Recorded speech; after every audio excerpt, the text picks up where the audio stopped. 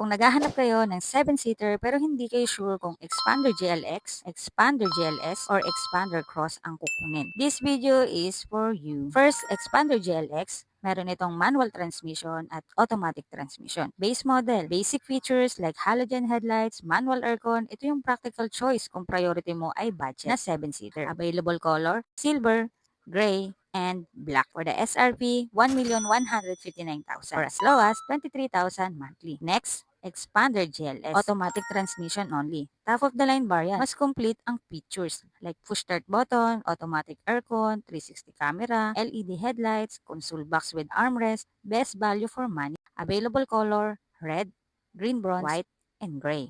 For the SRP, 1,259,000 or as low as 26,000 monthly. Then, kung gusto mo naman ng mas premium at sporty looks, itong Expander Cross ang para sa'yo. May roof rails, body cladding, leather seats, rugged bumper, SUV look, premium feels. Available color, orange with black roof, green bronze with black roof, and white color with black roof. For the SRP, 1,378,000 or as low as 28,000 monthly. Again, kung practical at budget-friendly ang hanap mo, go for the GLX. Kung gusto mo naman mas complete na features, go for the GLS. At kung premium, sporty, at mas adventurous ang style, Expander Cross mo na yan. Sana nakatulong ang quick comparison natin. If you have a question or want to know more, message me for the latest promo, test drive, and quotation at 0906-5944003.